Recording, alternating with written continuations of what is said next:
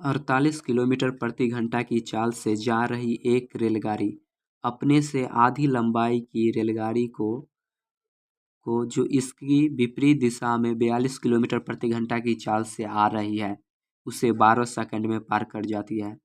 यहाँ पर पहले रेलगाड़ी की लंबाई नहीं है तो मानेंगे रेलगाड़ी की लंबाई x। यहाँ दूसरी रेलगाड़ी की लंबाई हो जाएगा x/2 और यहाँ पर दोनों विपरीत दिशा में जा रहे थे, इसका सापेक्ष चाल दोनों जुड़ जाएगा, 90 किलोमीटर पर घंटा हो जाएगा। यहाँ पर दूरी भी दे दिया है, मतलब मान लिए x, दूसरा है x/2, आधी दूरी x/2 और दोनों एक दूसरे को 12 सेकंड में पार कर जाती है। यहाँ से हमें x का मान निकल जाएगा। उसके बाद यह रेलगाड़ी एक प्लेटफार्म को 45 सेकंड में पार कर जाती है। तो इस प्लेटफार्म की लंबाई कितनी है? यहाँ प्लेटफार्म की लंबाई भी नहीं है तो यहाँ प्लेटफार्म की लंबाई x मान लेंगे। तो यहाँ कुल दूरी हो जाएगा, यहाँ से जो दूरी निकलेगा रेलगाड़ी की दूरी, वो दूरी और प्लेटफार्म की दूरी दोनों जुड़ जाएगा। और यहाँ पर समय दिया है 45 सेकंड और यहाँ पर चाल इसी गाड़ी को लेकर बनाना है, 48 किलोमीटर पर घंटा इसकी चाल लेकर बनाना है।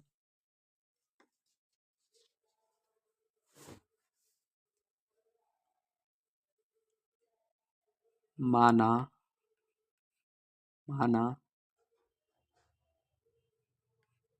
पहली रेलगाड़ी की लंबाई बराबर x मीटर। दूसरी रेलगाड़ी यानी रेलगाड़ी 2 की लंबाई आधा कता आधी लंबाई की रेलगाड़ी को, तो आधी, इसका आधी हो जाएगा x/2 मीटर। दोनों एक दूसरे के विपरीत जा रहे हैं तो सापेक्ष चाल हो जाएगा, सापेक्ष चाल 48 + 42, 50 और 40, 90 किलोमीटर पर घंटा। समय दिया हुआ है, समय उसे 12 सेकंड में पार कर जाती है, समय बराबर 12 सेकंड।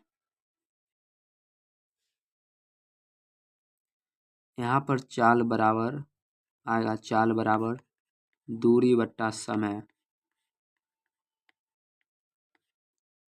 चाल दिया हुआ है 90 किलोमीटर, इसको मीटर में बदलने के लिए 1000 से गुना करना पड़ेगा। यहाँ घंटा में समय दिया है, इसको मिनट में बदलने के लिए 3600 से गुना करना पड़ेगा।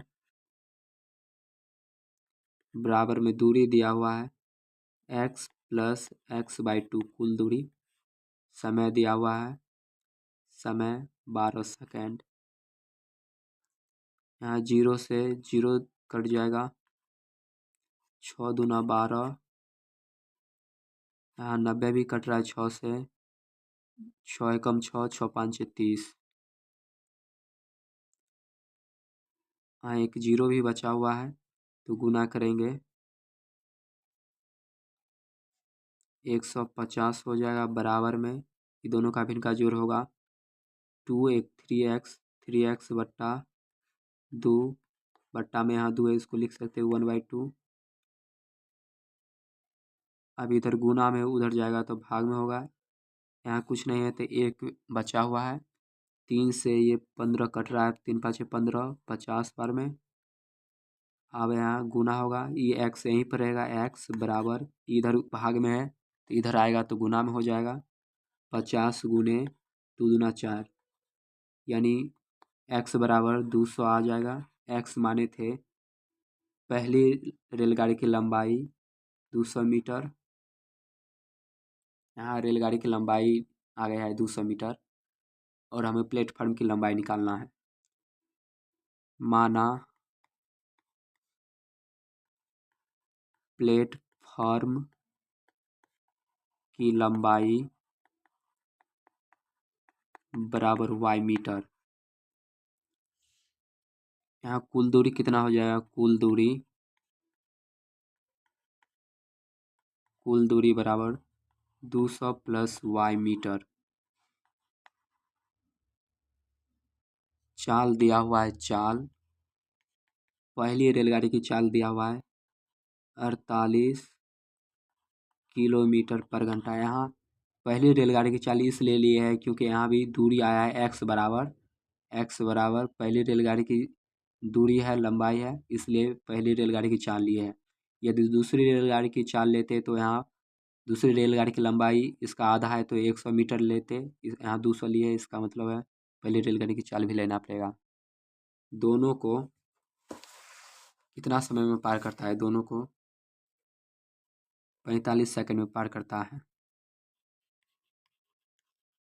समय बराबर 45 सेकंड। चाल बराबर दूरी बट्टा समय होता है। यहाँ सब दिया हुआ है, सिर्फ y का मान निकालना है।